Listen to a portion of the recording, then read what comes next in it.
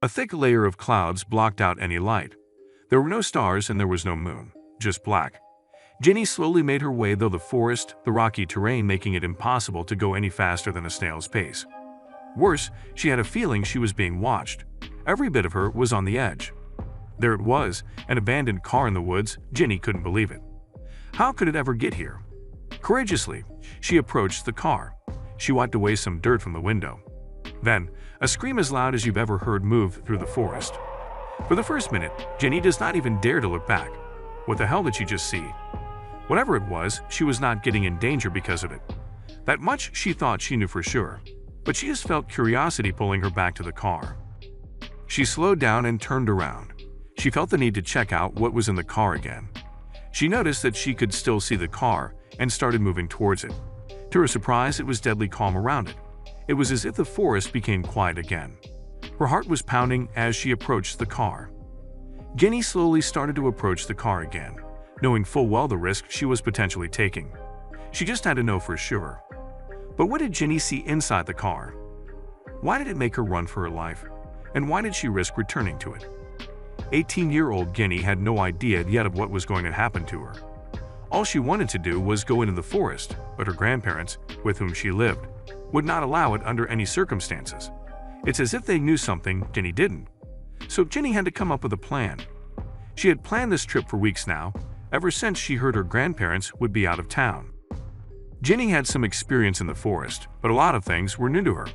But since she had so little experience, there were a lot of things that could go wrong. She had to do something drastic. It was a big step for Ginny, and to be honest, it sounded like a horrible plan. It would be way better if she would have just went out in the forest for one day. Sleeping in the forest would be dangerous, and she had no idea what she could expect, making it even more dangerous. But she had made up her mind. She wanted this badly. Ginny knew the dangers, so decided to tell a person about the trip, Dave. Dave was a strange guy and Ginny always had an odd feeling about him. She thought he had a crush on her.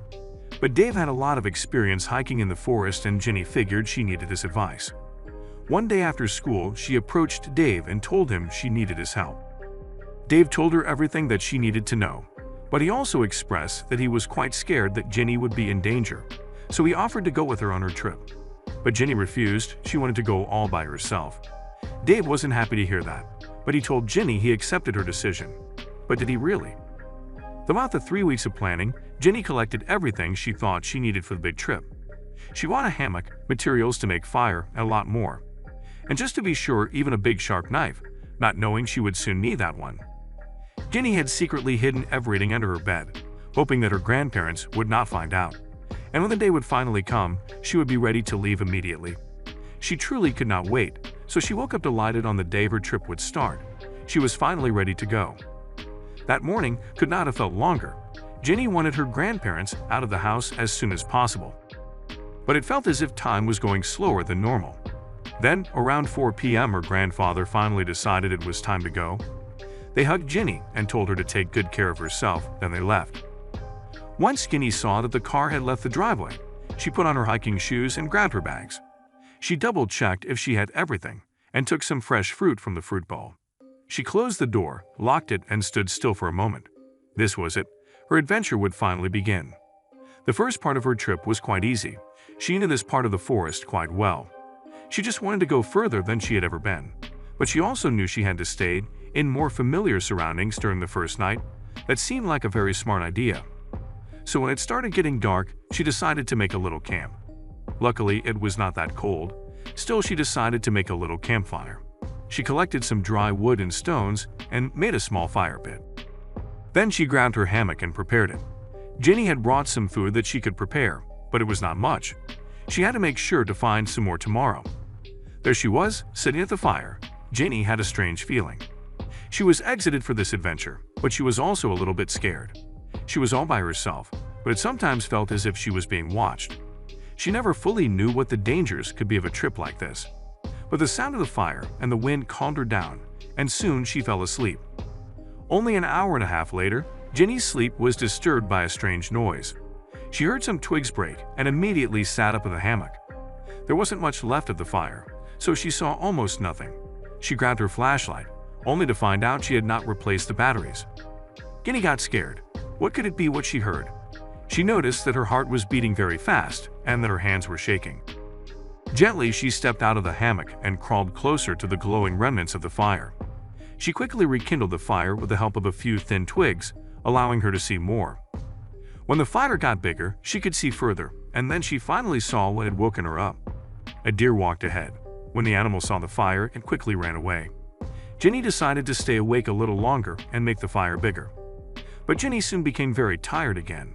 She quickly decided to throw a few more large pieces of wood on the fire and lay back in the hammock. She hoped she could get enough rest to start the next part of her trip fresh the next day. The new day dawned and the sun shines through the branches on Ginny's face. She wakes up to the beautiful sounds that the forest makes in the morning. Birds chirp and a cool breeze blows through the forest. Ginny is happy. She has plenty of energy to travel on. Day 2 starts well. After walking for about an hour, Ginny is further into the woods than she has ever been. She looks around in amazement and enjoys the beauty of nature. She is enjoying and having a good time. Yet sometimes she gets the feeling that she is not alone here. After 2 hours of walking, Ginny decided to take a rest. She had found a place with a great view. She could see for miles. There she saw in the distance a small lake with a waterfall. After walking so much, Ginny smelled very bad, so she would like to wash in the fresh water. So she set her course and decided to leave again. Ginny headed for the small lake, hoping it wouldn't be too long before she got there. But after about an hour of walking, she came across something completely different. There in the middle of the woods was something Ginny had never expected, a car. It seemed as if the car hadn't been here long, a few days at most.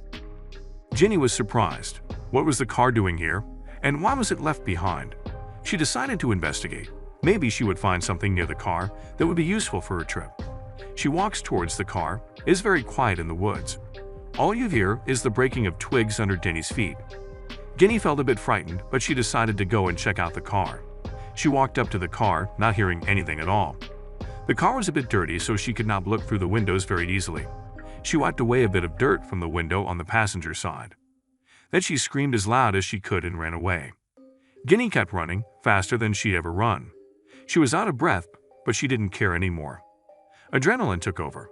She was shocked by what she had just seen in the car. She couldn't tell exactly what it was, but every fiber in her body told her to run. But Ginny couldn't take it anymore. Then she stopped. She knew she couldn't just run away. She barely knew what she had actually seen. The curiosity was too great to just leave. She decided to muster all her courage and return to the car.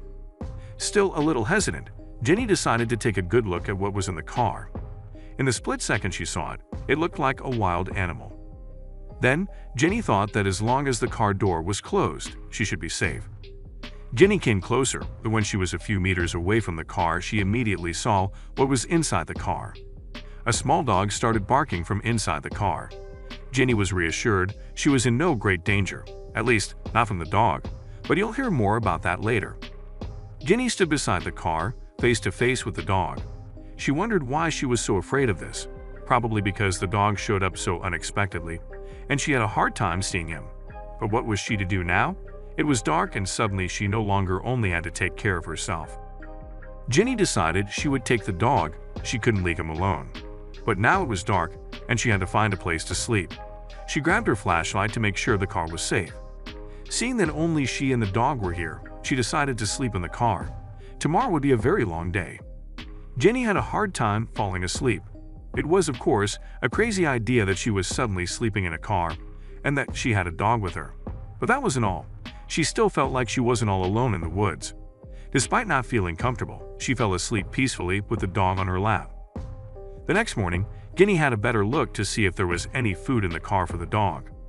Luckily, there was some food in the trunk so the dog could finally eat. It looked like he hadn't eaten in days. Now she had to come up with a plan to continue the trip with the dog.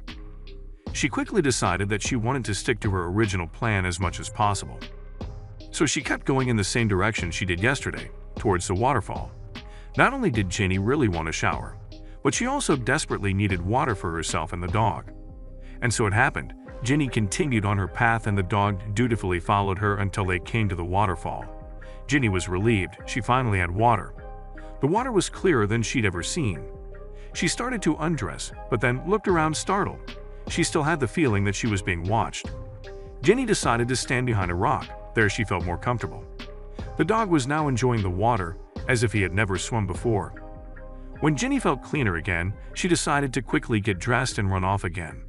She had a long journey ahead of her, and what she didn't know is that the adventure had only just begun. After taking a lovely shower and collecting water, Ginny had the courage to continue the journey. Although she would like to discover much more, she had decided to go back home now with the dog. She was happy and started running a bit, with the dog happily joining her. But then disaster struck. The moment Ginny jumped over a branch, she slipped and landed in a nasty way.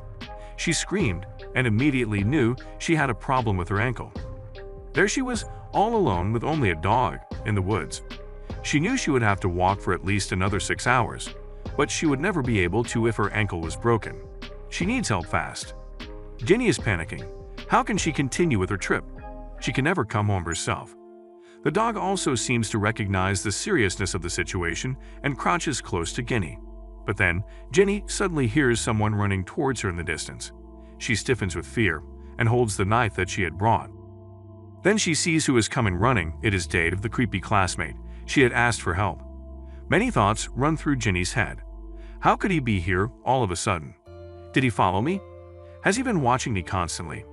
But before she knows it, he's sitting next to her, inspecting her ankle. Ginny pushes him away. She wants to answer first. "What are you doing here, creep?" she calls to him. "Have you been spying on me?"